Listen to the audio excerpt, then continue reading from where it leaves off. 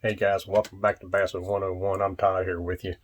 Just thought I'd show the bait of the day. Old 70s Bagley's B1. And they don't make these things anymore. Maybe that should be my next project. Anyway, welcome to part 5 of Simplify Your Bass Fishing. Got a few things we're going to cover on this. It's called confidence baits. Not the crutch baits, but the confidence baits. Are you ready to run and gun? It's time for blast off. Let's go.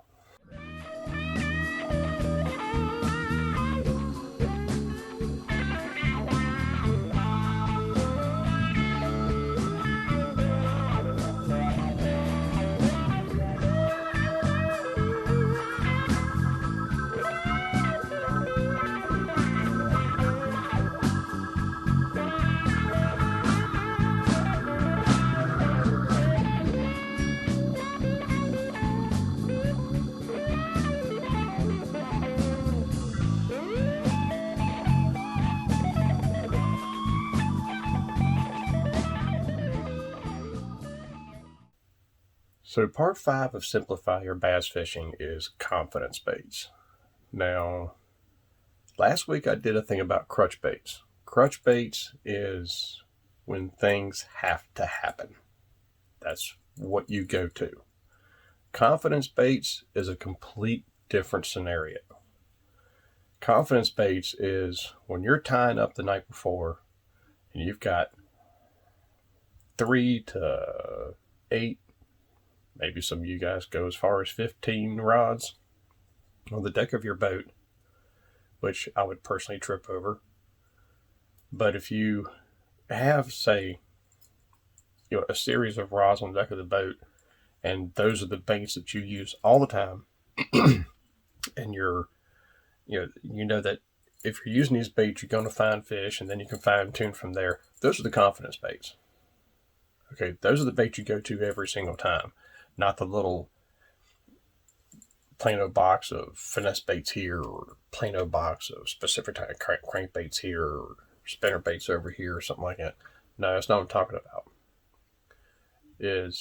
What I'm talking about is if, let's say this time of year right now, it's August. It's summertime. Fishing during the day is going to suck anyway. But if you're more of an evening fisherman or early day kind of fisherman, which is kind of like what I do. I prefer to, be off the water by 12. So the early morning stuff, I'll use it as an example. Early morning stuff, let's say I'll have a top water on with maybe a couple of backups on the deck, a couple of backup baits. Top water is a whole other scenario, which we'll get to down the road. But let's just say you have a top water set out, maybe a spinner bait, a specific kind of crankbait, maybe a jig or a worm or two. Those are you can consider that to be a search bait. These are your search baits, but they're also your confidence baits because that's what you're using to search. Confidence baits is a whole different scenario from crutch. But we explained crutch last week. So the confidence baits, keep them simple. Don't get too complicated with the stuff, especially with colors. Don't get too complicated with the stuff. Colors is a whole different thing. But as far as keeping it simple on the deck of the boat, making your decisions easier, as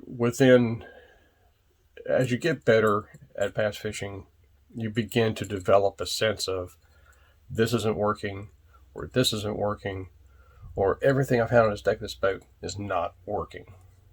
And if it's not, crutch bait time. But as far as the confidence baits, jigs is a good scenario. Worms are a good scenario. You can't go wrong this time of year, especially with plastic worms.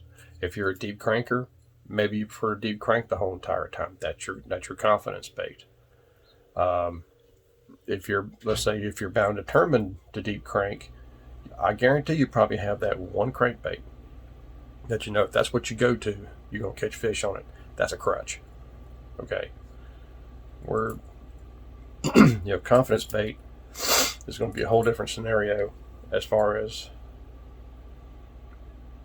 whether it's a new body of water, whether it's water you fish all the time, whether it's raining, it's sunny, you've got different baits set up for stuff like that, for those kind of conditions.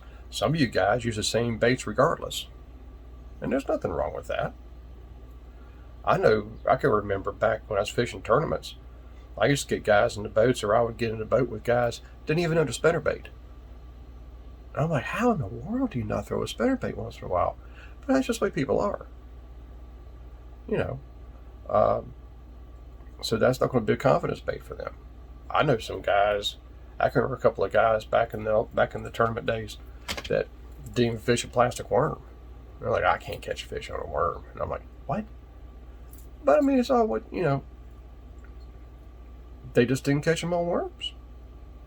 Okay.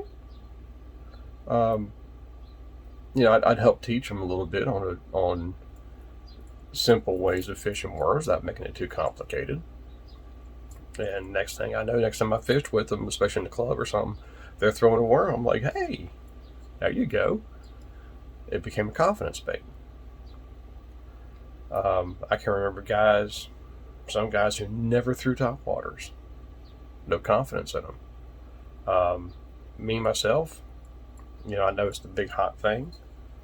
I can't catch a cold on a drop shot. Wacky worming, which I don't really care for wacky worming too much. It twists your line too bad. But, wacky worming and drop shot and stuff like that, Tokyo rigs these guys are using, these newfangled stuff they're using nowadays. I can't catch cold on them things. But give me the old tried and true methods. Those are the confidence baits, and those are what I go to. I know guys who can cover water using drop shot rigs. They use a little bit heavier weight. They get out there, boom, boom, keep hitting different spots. I soon just take a worm. If that's the case. That's just me. Or split shot. But I will admit, I don't throw a split shot very much. I probably haven't thrown a split shot in a year. So there you go. It's not a confidence bait. It's just a mini Carolina rig. Bought with the same bait, throwing a jig head. That's confidence. I can cover some water with that. If they're not hitting a worm, they're not hitting a jig, I'll go ahead and start throwing something like that. But again, when it comes down to brass tacks, that's when you go to your crutch. So just think about that, guys. It's confidence baits is a whole different kind of scenario, and basically what you have and what you keep in your tackle box, or your boat or your bag or whatever, it should be mostly confidence baits. Keeping it simple, keeping a handful of whatever it is, and there's nothing wrong with throwing in a wild lure or something that's just completely off the wall from everything. But don't go too crazy with colors and sizes and all that kind of stuff. That's just taking up more room. And that's just going to make you scratch your head more and go, well, which one do I need to tie on? That's just the way it works. All you guys are guilty of it. I'm guilty of it. We're all guilty of it. Keep the confidence baits simple.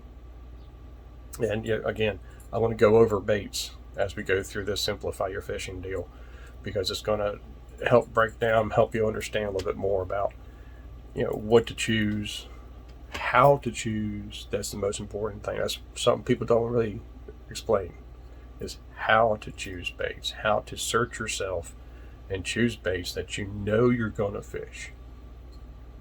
That's the tricky part. Rather than, well, I might experiment with this once in a while. Well, you can experiment with something. Nothing wrong with that. All day long, experiment with stuff. And if you think it belongs in your box, make room for it. If not, I don't know. Now, next week I plan on getting into an article that I have from 1985. Explains a guy who lost everything, had to restock. And I like his choices of baits. They're very simple. And I'm definitely going to share that with you next week and explain that article a whole lot more, because I think it could be very useful for you guys, because articles like that don't exist anymore. and they're so informative as far as what you need to do. So, guys, I hope this helps you out a little bit. Hope this gets you to thinking a little bit more. Eyeball that little eye candy a little bit. What? Love that thing. These are some of the coolest little crank things. Anyway, enough drilling there. So may the Father bless you and keep you in Yeshua's name. I will catch you next time for some more of the simplified deals. And don't catch them all in tight lines. Take care.